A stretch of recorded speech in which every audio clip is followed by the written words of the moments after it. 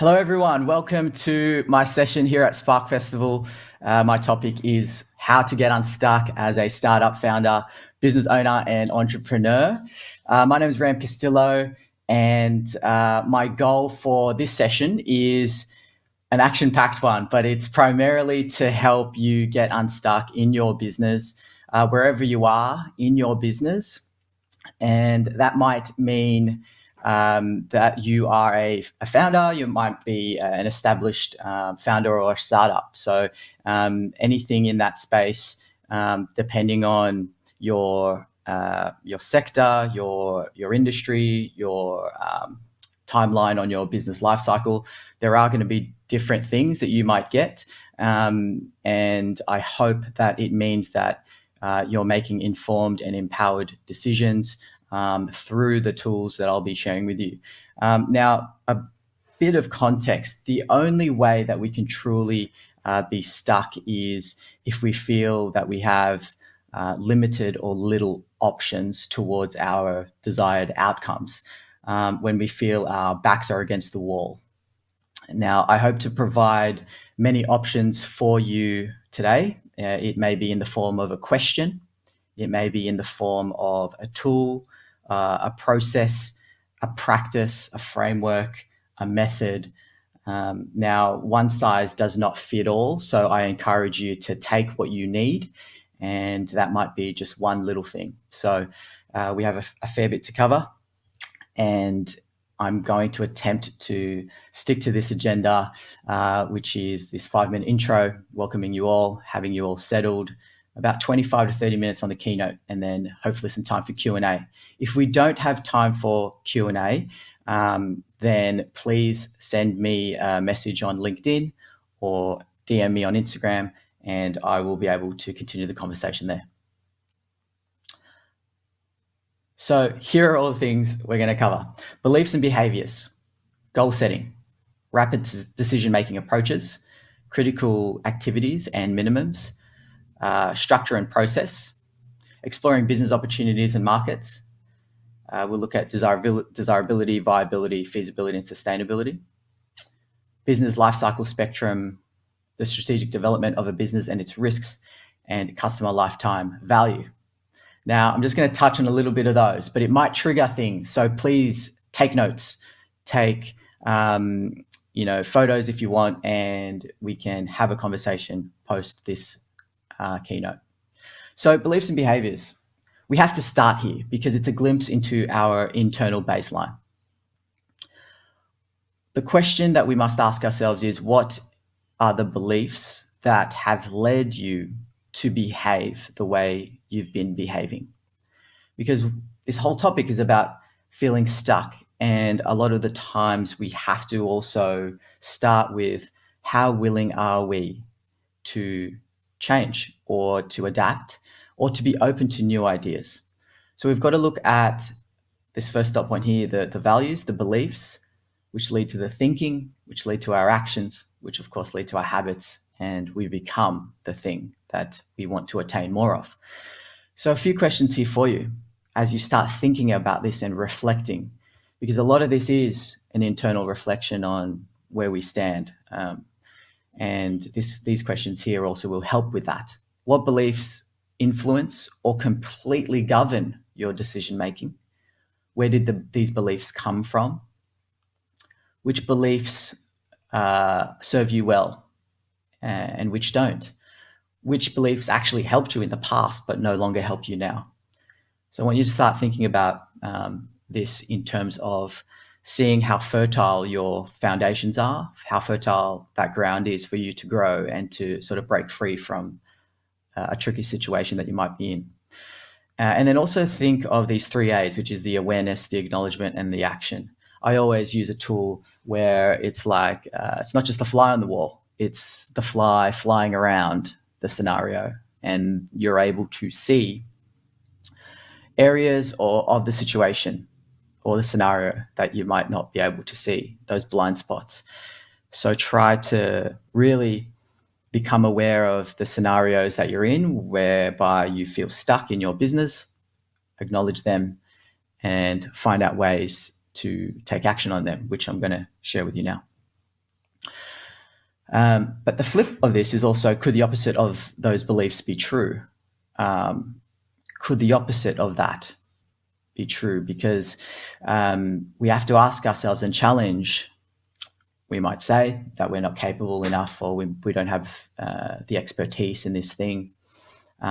We might feel that we might not deserve the thing, subconsciously in our blind spots, perhaps. So what evidence do you have that might disprove them? You've got to ask quality questions, of course, to get quality answers. Are you willing to abandon the beliefs that no longer serve you? That's a powerful one.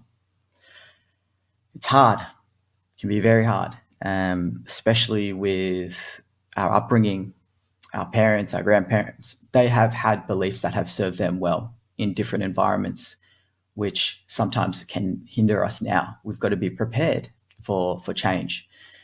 How will you know when it's working? What metrics are you going to attach to that? Now, I've got a whole section on goals, so we'll cover that. What new behaviors or change will we notice from you if we start to see newness in behavior? And then, of course, what is your propensity and openness to change? So, as I mentioned, it's important to first tackle goal setting as well, because if we don't know where we're going and who we are, then we don't know the necessary steps to reverse engineer. Many of you, of course, I'm sure, are using SMART goals. The specific is the S, making them specific, making your goals measurable. M, A, attainable. R, relevant. And T, time-bound. So SMART goals as a tool is very powerful. If you're not using them yet, I encourage you to. And if you are, then I encourage you to get deeper into the specifics, especially that S. Because many fail to stick to their objectives because they aren't clear about what it is they actually want to achieve.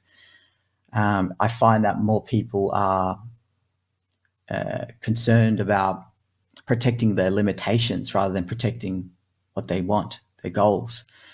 It's a simple framework, this SMART goals abbreviation tool, that allows you to clarify your key objectives, focus on your efforts, and how to use your time and resources productively.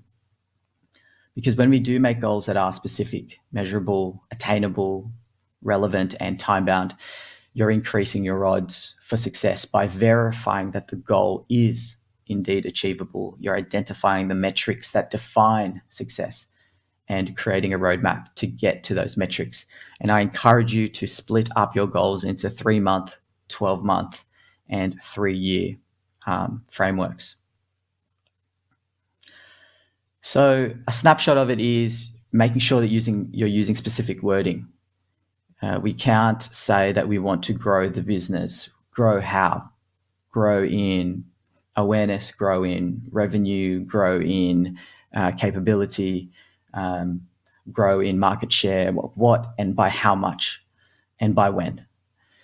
So include measurable goals, aim for realistic, attainable goals, pick relevant goals that relate to you, your mission, and your business. Make goals time-bound by including time frame and deadline information. Of course, what gets measured gets done. And we have to schedule when, indeed, we are wanting to achieve these milestones. So a few rapid decision-making approaches. We are familiar, most of us, with the 5 whys. That's one. It can be very well. I mean, there's a photo of a gardener here because I often use the example that there's Sally, she's planting in the backyard, and Tracy next door is going, "Oh, what are you planting there?" And she goes on to say that she's planting some herbs and vegetables in her front garden for the family. And Tracy's asking Sally why multiple times. And so the conversation goes like that, only to arrive that the reason why she's doing this is to save money. And the reason why she's doing this to save money is so that she can take her family on a holiday. The reason why she really wants to take a holiday is because there's a bit of stress in her and her partner's life, and they want to treat themselves. They haven't been on holiday for 3 years. And so we need to get to the root cause, and the 5 whys can get you there. There's, of course, the SWOT analysis, which is the strengths, weaknesses, opportunities, and threats. Very powerful tool as well. So, I want you to have these tools if you're not using them already. This is very familiar. The strengths, you are really getting post-its, sticking them on the wall, looking at what are the strengths, characteristics of a business that you're in, which give advantages over competitors. Weaknesses might be, the characteristics of a business which make it disadvantageous relative to competitors. These are the internal factors. The external ones are the opportunities, what elements in a company's external environment allow you to formulate and implement strategies to increase profitability. And then we've got threats. What are the external environment factors that could endanger the integrity and profitability of the business? So SWOT, we know how to use that in theory. But I want to introduce to you a new method, one that I've coined the lightning bolt method. And it's a series of questions within a sequential framework designed to access empowered and informed decision making. And so on the right there, as you see it, there is the interrogate objectives bucket. Then there is the curate criteria bucket. And then there's the dismantle obstacles bucket. When we interrogate the objectives, let's say we've got that clear, we're interrogating that, and we are dismantling the obstacles, but we don't curate the criteria, the opposite of that, the purple there. It is often that we're stuck in the prioritization of our task, and we're challenged by the prioritization. If we have interrogate objectives and curate criteria, but we're missing the dismantling of obstacles, that's when we feel that we have options overload. And if we have the criteria really clear, and then we can dismantle the obstacles clearly, but we don't really have the objectives clarified, that's when we get into analysis paralysis. So I'll break this down for you. So interrogate objectives means questioning if your desired outcomes, what you want, are in alignment with your minimum viable intent. Now, the bare bones of what you want. What is the minimum viable intention of the thing that you want in your business? What is the desired outcome or the result? Okay, and I'm getting really specific here. You might only need 4 clients, not 20, if that's the minimum. Once you've mapped out the revenue, minimum revenue that you need, let's say. What other ways could your outcome be met? Could there be a minimum version of that? Now, I'm really challenging you to go back to your objectives and question who it is you want. Why should they want that? How much of it do you need for your business to be sustainable? Could you cut costs in the supply chain or in your raw materials, let's say? Or really interrogate the objectives, and you will arrive at something that is achievable and attainable for now, and you can then stagger multiple objectives over a period of time. So the next one is around the curate criteria. So this means being brutally honest with your non-negotiables. Brutally honest. What are you willing to say yes to? What are you willing to say no to? What factors must be met? What are the non-negotiables or deal breakers? So it's not just coming up with a criteria that's nice to look at on a list. You really need to curate.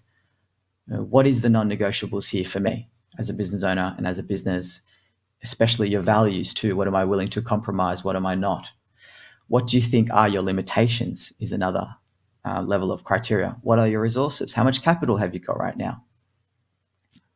And third is dismantle obstacles, meaning pulling apart the challenge in search for the source or the root cause. So what do I truly believe is the root cause? Is it an internal one, which goes back to the beliefs? Is it an external one? If so, how much, let's say, knowledge or what partnership do I need at a minimum in order to achieve that? What obstacles truly have merit? A lot of them might, again, just not be something that we actually are thinking as a true, we're thinking it's a true barrier, but it's actually just our perfectionism. We've got to move in an agile, quick way. Can I address each part on my own or delegate it? Sometimes we are holding on to control as founders and as business owners. What can I push downhill rather than uphill? And that is a whole powerful reframing on its own. What can I push downhill? Then push uphill. And these are the things that I want you to consider as you prioritize your tasks.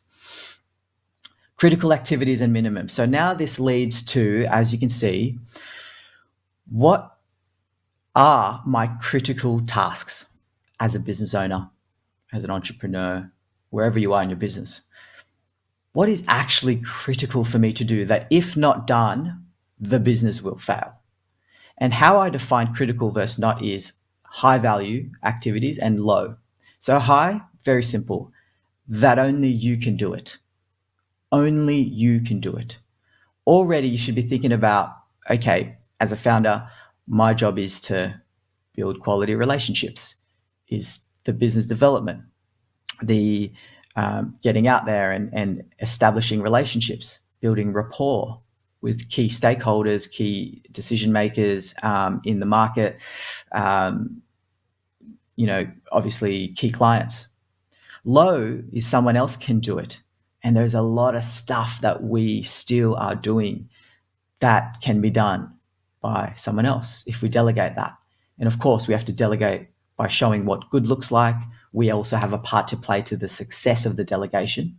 So we've got to be sure that we're briefing our staff and our contractors in a way that sets them up for success. But once done well, and once you do it, we can start to be in that practice of letting go and delegating. If not done, will your main objective still exist? Really question, is it critical? What do you need to start saying no to? What do you need to start saying yes to? Okay, this is individual answers will be different, but you can start to feel empowered by really filtering and taking control of this long list of tasks that you have. What's the minimum right now? Google's definition of minimum is the least or smallest amount or quantity possible, attainable, or required. What must you do in the next 3 months versus the next 12 months? Because what you do in the next, a lot of us are focusing on things that are actually not important that they're actually important for 12 months and not the 3-month bucket. Another thing that I'll just tackle onto here is the 10-minute a day rule. And a lot of people have heard me talk about the 10-minute a day rule, which is what can you do for 10 minutes every day, no matter what, that will keep the ball rolling and progress you in your goals. And that's how I wrote my first book. And 9 months later, I was looking at my manuscript because I wrote 10 minutes a day. But the beauty about it is that 10 minutes sometimes turns into 30 minutes, sometimes it turns into 2 hours. So whatever it is in your business or in your personal life, whether you want to go for a run or a walk, the 10-minute a day rule has worked great for me. Structure and process. Let's dive into this. Exploring our operational capability to deliver our desired outcomes. Okay, so just a few things on structure. So who are the people required to support and enable your desired future state? Because we want to build for the business that we want for the future, not to serve our current business to get by. What roles are currently in place? What roles might be missing? And literally map out your process, which we'll get to next. Does each person know their role and responsibilities concretely in writing? If not, that has to be done. Have you defined who is the doer, the reviewer, and the approver? Now, one person can be all three, but they don't necessarily have to be, and some can double up. But it's important to know who's doing the job or the day-to-day or the business as usual task, who's reviewing that and sense checking it, and who is approving that. How has your structure been communicated? Communicated to all involved? Now, process is, do you currently have processes against all activities leading to your desired outcomes? If yes, that's great, but what's working and what's not? If no, how might some processes for you look like? Start to think about processes being implemented a little bit more formally. Do you have any complexity? Is it necessary? Ask yourself, if so, could that complex process be made simpler? Can you optimize a process? And now a few time management tools that link with process. I'll just skim through them now. You've got the Eisenhower matrix. Many of you might have seen this. It's named after David Eisenhower. It's the urgent and important matrix. It helps us decide on and prioritize tasks by urgency and importance. So you've got the urgent and non-urgent columns. And you can do this with post-its on the wall. And then you've got the not important and important rows. So to do now is what you would class as urgent and important. To schedule for later, if you look at your task list, that might be something that's not so urgent, but it's important. You might have some that are ones you can delegate because they're urgent, but they're not important. And then you have ones that you just have to delete because they are, and trash because they're not urgent and they're not important. So this is a really fast way to curate your tasks. Pareto principle, 80-20 rule, very, very famous, of course. In short, what are the 20% of inputs and efforts and tasks that are going to contribute to the 80% of the outcome? Pretty simple. I won't dive into too much detail, but a gentleman named Pareto noticed that 20% of the pea pods in his garden were providing 80% of the peas, and that 20% of the population in Italy owned 80% of the land. So it's a very powerful way to think about, well, what are the 20%, i.e. critical things that are contributing to 80% of your result? Parkinson's law. I love this. It's basically this gentleman, Northcote Parkinson, pointed out that the completion of a task expands and contracts with the time allocated to it. And, usually people take the amount of time allocated to them. It's the same reason why when we were in school, we were given 2 weeks to complete an essay, and then we would cram, right? It's the same reason why if we were given 8 hours to do a task, but something came up urgently and you only had 4, all of a sudden, 4 hours down, half, your brain will start to, of course, choose the critical tasks out of sheer urgency and panic, but you end up achieving the minimum and you end up usually doing okay. So that's something to consider there. So what I want you to start to do is, can you allocate shorter amounts of time to your tasks?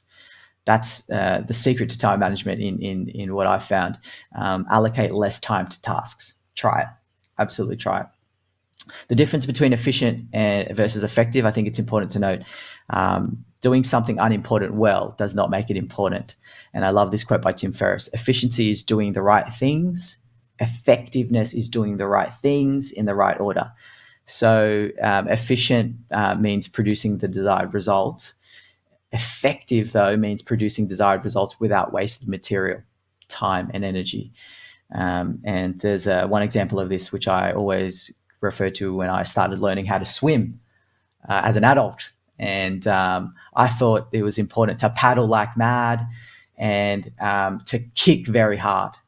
Little did I know when I interviewed Stephanie Rice that it's actually not about kicking like a maniac. It's actually a very slow, swift movement, which again goes back to the effectiveness rather than efficiency.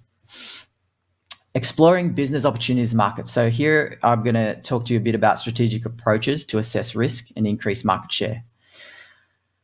There's a few things that we'll cover here, so we'll just go through them.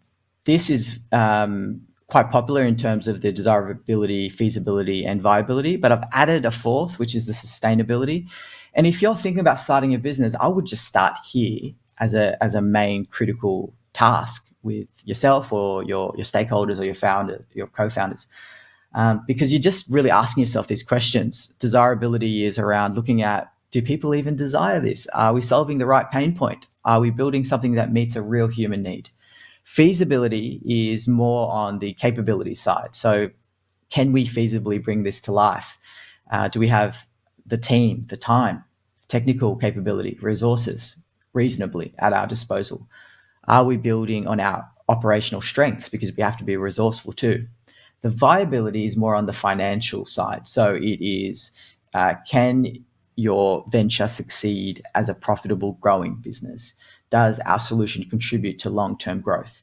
And the sustainability, as the name suggests there, sustainable, is it sustainable both in environmental impact, human rights impact? Is it ethical? And of course, is it sustainable long-term in that regard? So I've quickly mapped out this and drawn this. I won't get into too much detail, but it's basically the business life cycle spectrum. And I want you to use this as a tool to identify where you are. Are you at the beginning where you're just in development? Are you at launch? Are you established and you're growing? Are you extremely established, you're actually maturing? Or are you on the way out? In which case you have to consider if you expand the business or sell it. So I want you to look at this because I want you to start making decisions based on where you are in your life cycle. So I won't get into too much of the other details, but this will obviously affect your audience, your business focus, the worker types that you hire, and the decisions that you make around revenue. I love this quote by Richard Branson. Once I had negotiated the price for a secondhand 747 from Boeing, I said to them that if Virgin Atlantic wasn't successful, then I wanted to be able to hand the plane back at the end of the first year, therefore protecting the downside. So I love this. He did this before he even launched. And I think the key takeaway here is to minimize risks as much as he can, measured risks, as he calls it. So the strategic development of a business and its risks. The Unstuck matrix is one that I really wanted to dive into because it really gives good examples as to what you might want to do in terms of launching or expanding to a new product or service. So this was developed by Igor Ansoff, first published in Harvard Business Review in 1957. He called it the strategies for diversification. And there's 4 strategies that you can use to grow, and it also helps you analyze the risks associated to each. And the more that you venture out to a new bucket, the higher the risk. It'll help you with your decision making. So market penetration, bottom left, this is really about sell more of your existing products, as you can see on the top column there. And then the bottom row, existing markets, sell more of your existing products to your existing customer base, basically. So Coca-Cola do this. They haven't changed for all these years. They're just selling more of the same products to more people. So volume. And so that first one was very low risk. You start to increase the risk when you venture out, as I said. So you can enter into a new market, right? That row there, new markets, existing products. So IKEA, existing products that they tested, that they started expanding internationally, right? So that's a very, very easy to follow example there. You might want to consider launching a new product in an existing market. So Apple iPhone every 1.5 to 2 years. So, they also are creating, new versions of your AirPods and iWatches. So we're always selling phones, and now they're just always ramping that up to the same customer base that they've been selling to, me included. And the fourth one is new products to new markets, high risk. An example of this is General Electric. They've expanded with aviation, healthcare, power, renewable energy, digital industry, additive manufacturing, venture capital and finance, the whole shebang.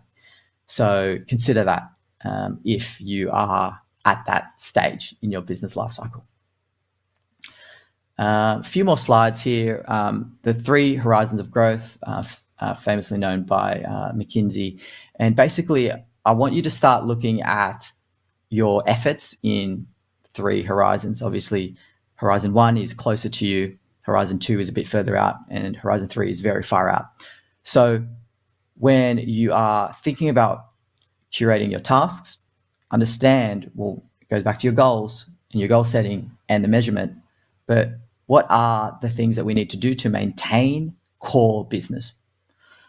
What do we need to do to survive as a business that can operate now and make money now? What are the things that we need to invest in to emerge and develop other products and services in the mid to short to midterm? And then what are the long-term things? What are the things that we are going to place a bet on? Voice tech, AI, what? What are the things that might pay off for us long-term? I'm talking 10 years away. Now, last area we're going to cover is the customer lifetime value.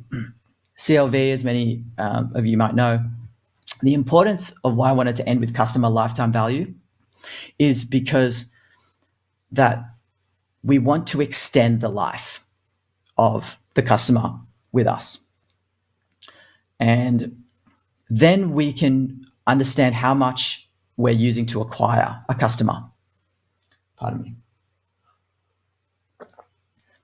The reason why businesses fail is because the cost of acquisition far outweighs the cost of the income received from a customer's lifetime value. In simple terms, people spend too much time and money and effort acquiring a customer when they are not getting a return on that investment. So the key is to define, who is my customer, of course, but then what are they converting and buying with our business? What are the other products and services that we can offer to extend the life? And I want you to calculate customer lifetime value in this way. It's basically the average purchase value multiplied by the number of average purchases. If they are subscription, is it every month? And they roll over every year for how many years? Or if you're a bakery, they're buying a pie every weekend, probably every fortnight, for how long? And you get the idea. And then you need to determine that customer value. So what are they buying and how often? And then multiply that with the lifespan of how often they're going to be a customer end to end, because they're going to drop out at some point, right? And it's important to understand, what else can I do to help serve them and to truly help them in whatever it is, whether it's a craving for a pie, or whether it's a tool, or whether it's an educational material, or whatever it is. How can you extend that life? And hence why the horizons come in, Horizon 2 and 3. That's what we have to think about in that regard. All right, so questions to ask yourself. What's the market opportunity? Is it a large enough opportunity? Is it an uncrowded bet? Is there a clear path to progress? Is it viable? Is it feasible? Is it desirable? Is it sustainable? Now, that's all from me. This is what we covered today. It was a lot. I know that that's a lot to take in, so please connect with me online. We do have 10 minutes for Q&A. I'm looking at my chat screen and my Q&A screen now. If you have any questions, go for it. I'll leave this up for now. Actually, I'll go to here. If you want to add me on LinkedIn, feel free to do so. Ram Castillo, just search my name. We can continue this conversation. I'm happy to answer every single question. I promise I'll get back to you. If you are on Instagram, feel free to DM me on Instagram. But some of the things that we covered are beliefs and behaviors, goal setting, rapid decision-making approaches, including the lightning bolt method, critical activities and minimums, structure and process, exploring business opportunities and markets, desirability, viability, feasibility, and sustainability, business lifecycle spectrum, the strategic development of a business and its risks, Customer lifetime value was the last thing. Anon has just populated here. This is very helpful. Thank you, Rand. Thank you, Anon. Appreciate that. If you have any questions, and this list might be triggering something that resonated with you, please feel free to hop in and to share maybe what resonated with you most. You might not have a question immediately. This is a lot of information, as I said, and it might be quite overwhelming. So Amir said, so you know your SWOT. I don't know how to use this knowledge. Okay, so the SWOT, of course, it's a very corporate model that a lot of businesses use. The strengths, weaknesses, and the threats. I'll go back to that actually, and we can talk a bit more about the SWOT. But sorry, bear with me. Here we go. So with the SWOT, and hence why there's all these tools, you might use SWOT in different aspects of your business. Really, a way that I would use SWOT personally is when I might be needing a rapid way to look at how I'm building my team, my culture. What culture do I want? What is the operational excellence level that I want? Or a product or a service, a whole product or a service, you can rapidly use that. I would literally go through and ask yourself, what are the strengths? What are the weaknesses? What's the opportunity really here? And what are the threats? And you're able to really get through it quite quickly with a baseline. And then you can use the other tools as well to dig deeper into this. Mel asks, is there anything you would recommend adjusting with these tools when considering startup a not-for-profit? Great question, Mel. I wouldn't really adjust too much of it, to be honest. A lot of these tools, the lightning bolt method, it's a decision-making tool. So that's not skewed to whether you're a startup or not. I will, however, Mel, go to the business life cycle, because really you're going to need to see, I'll just skip there. So this is obviously one aspect that can apply to all businesses as well. But business life cycle spectrum, what is the timeline? I want you to use this, and I want you to customize a lot of this, replace things that are most relevant to you and your business. But the same rules apply.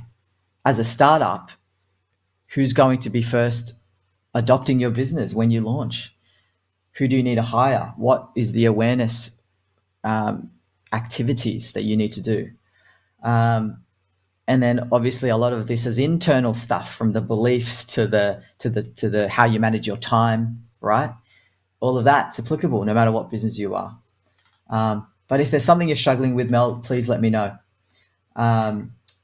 I'm happy to help offline. Claire asks, getting unstuck, what is the one first step you recommend? I feel I have lots of different ways to explore business niche, but it is so slow. All right, here's one big tip that's not in any of these slides. Claire asked that, what is the one first step? And the one that does come to mind for me is, not sure what's happened to my slides there. Fabiano, maybe you can help me with that. It's just showing my phone now. But the one thing I would say is this: if you test a hypothesis, so arrive at a hypothesis, Claire, and for anyone that's also wanting to know the one single step to move forward and explore a business opportunity or a niche, arrive at a hypothesis that might just be that you feel that you're in that pocket, that you have knowledge in that space, and really try to get a sample size of testing that idea. How might you do this? Well, of course, your immediate network, your family and friends. But here's one quick way. By using Facebook ads, you can spend $1 a day on a single image, and you A/B test, right? The old A/B test. But you A/B test the message. And here is what I always advise is you want to test the idea to see if there's some viability in that. And by doing the $1 a day on Facebook, you can test the messaging of the solution that you're proposing in your product or service to your hypothetical audience, right? So because Facebook ads are so granular in terms of who you can target to not just your suburb or age, demographic, or location, suburb. You can target to keywords. So if you were targeting red bow ties to ginger cats, you will find an audience there. And so you can do this with low capital and test your ideas through messaging, through the messaging of putting ads on Facebook. Hope that helps. You're basically doing a quick access to surveying, right, in many ways. Anne-Marie Walton, Ram, great insights and advice for those at early stage. Where do you start them? Early stage, I would really need not to get so caught up in, you've got to create a trust structure and that's $5,000 there. I got to create a website that's $10,000 there. I've got to create all these branding initiatives, and that's a lot of money out front. So if you're starting out, you have to test, is there viability? Go back to that diagram: desirability, viability, feasibility, and sustainability. Just really focus on the desirability at first, because if there is no desire, everyone's got a great idea. Everyone thinks that they have a great idea, but can you make money on that idea? How can I get the minimum version of that thing and test that? And again, there's a hypothesis here, but the ultimate verified validation will come from sales. That's it. So do the small thing first and try to sell from the small thing, the smallest version of that thing. Don't go opening a cafe if you can't even sell a croissant, or if you can't even sell one coffee, right? Need to start small, then expand from there. And it's exactly what Uber and Airbnb did. They started local. Airbnb, of course, they went to New York. They were offering free photos to a handful, only 20 to 30 apartments. And they were the ones posting on behalf of the host. They went there to the host. They did the smallest thing that they could do to create that. So thanks for that question, Anne-Marie.